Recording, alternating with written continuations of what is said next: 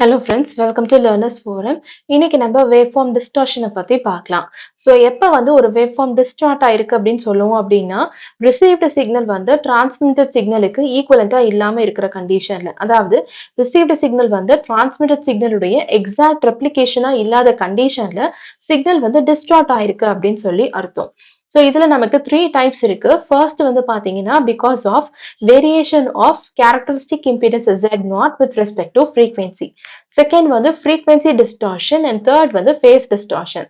So frequency distortion அப்படிங்கும்போது இது எதனால அக்கர் ஆகுது அப்படின்னா, அட்டெனுவேஷன் கான்ஸ்டன்டான ஆல்ஃபா வேரிஸ் வித் ஃப்ரீக்வன்சிங்கிற கண்டிஷன்ல அக்கர் ஆகுற டிஸ்டார்ஷன் தான் நம்ம ஃப்ரீக்வன்சி டிஸ்டார்ஷன் அப்படின்னு சொல்லுவோம்.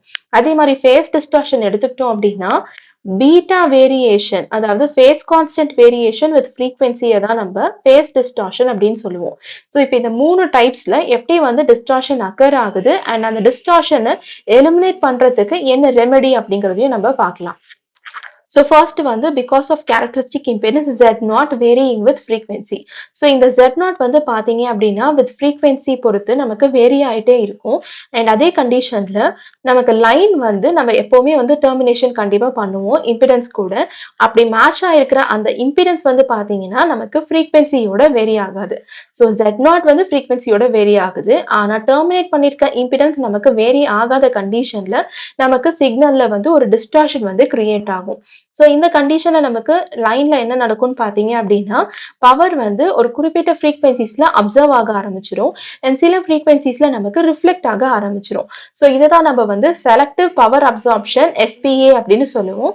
ஸோ இந்த பர்டிகுலர் டிஸ்டார்ஷனை வந்து நம்ம அவாய்ட் பண்றதுக்காக என்ன ரெமெடி ஃபாலோ பண்ணலாம் அப்படின்னா, ZR, அதாவது ரிசீவிங் எண்ட்ல இருக்கிற இம்பிடன்ஸ் வேல்யூவை வந்து square root of R by G R square root of L by C அப்படின்னு நம்ம மெயின்டைன் பண்ணோம் அப்படின்னா இந்த பர்டிகுலர் டைப் ஆஃப் டிஸ்டார்ஷனை வந்து நம்ம எலிமினேட் பண்ணிக்கலாம்.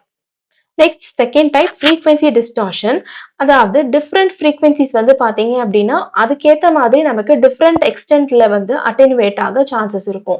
ஸோ இதை தான் நம்ம வந்து ஃப்ரீக்வன்சி டிஸ்டார்ஷன் அப்படின்னு சொல்றோம். ஸோ இந்த பர்டிகுலர் டைப் ஆஃப் டிஸ்டார்ஷனை அவாய்ட் பண்றதுக்கு நம்ம என்ன பண்ணலாம் அப்படின்னா ஈக்குவலைசர்ஸை வந்து யூஸ் பண்ணலாம். ஸோ எந்த இடத்துல அட்டெனுவேஷன் ஜாஸ்தி இருக்கோ அதுக்கேற்ற மாதிரி ஈக்குவலைசரை யூஸ் பண்ணோம் அப்படின்னா அது வந்து காம்பன்சேட் ஆகுறதுக்கான சிக்னலை வந்து நமக்கு ஜென்ரேட் பண்ணி இந்த பர்டிகுலர் டிஸ்டார்ஷனை வந்து நமக்கு அவாய்ட் பண்ணி கொடுக்கும். அதாவது ஃபார் எக்ஸாம்பிள் நம்ம இந்த மாதிரி ஒரு சிக்னல் இருக்கு. ஸோ இந்த சிக்னலுக்கு அப்படியே ஆப்போசிட்டா நம்ம இந்த மாதிரி ஒரு சிக்னல் வந்து ஈக்குவலைசர்ல ஜென்ரேட் ஆச்சு அப்படின்னா இது ரெண்டுமே ஆட் ஆகும்போது நமக்கு நல் ஆயிடும், அதாவது நமக்கு டிஸ்டார்ஷன் வந்து கேன்சல் ஆகும். ஸோ இதுதான் வந்து இந்த ஈக்குவலைசர்ல கிரியேட் ஆகுற சிக்னல் அண்ட் இதனுடைய கான்செப்ட். நெக்ஸ்ட் ஃபேஸ் டிஸ்டார்ஷன் எடுத்துக்கலாம்.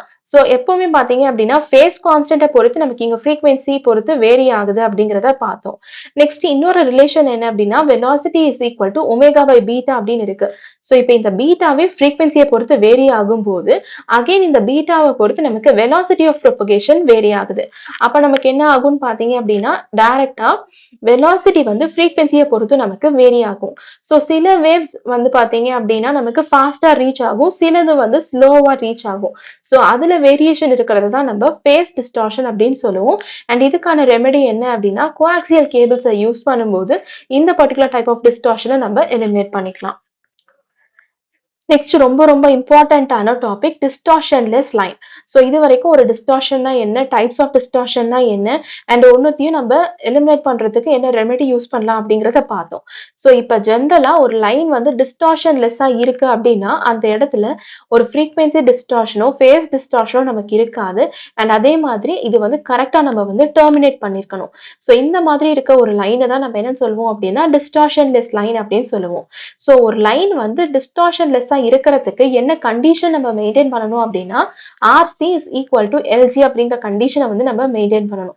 இது வந்து பாத்தீங்க அப்படின்னா ரொம்ப ரொம்ப இம்பார்ட்டன்டான ஒரு கொஸ்டின். ஸோ டிஸ்டார்ஷன்லெஸ் லைனுக்கான கண்டிஷன் என்ன அப்படின்னு இந்த ஜஸ்ட் இந்த ஒரே ஒரு பாயிண்ட்டை பேஸ் பண்ணியே பாத்தீங்கன்னா நிறைய assistant engineer exam, junior engineer exam, scientific assistant எக்ஸாம்லாம் வந்து கொஸ்டின் வந்து கேட்டிருக்காங்க. அண்ட் அதே மாதிரி அட்டெனுவேஷன் கான்ஸ்டன்ட் வந்து பாத்தீங்கன்னா it should be equal to square root of R into G and beta value வந்து it is equal to omega into root of LC. So இது எல்லாமே ரொம்ப ரொம்ப இம்பார்ட்டன்டான ரிலேஷன். ஸோ இப்போ நம்ம பார்த்த பேசிக் கான்செப்ட்ஸ் அண்ட் டெக்னிக்ஸ் எல்லாத்தையும் பேஸ் பண்ணி நம்ம எக்ஸாம்பிள்ஸ் வந்து சால்வ் பண்ணலாம்.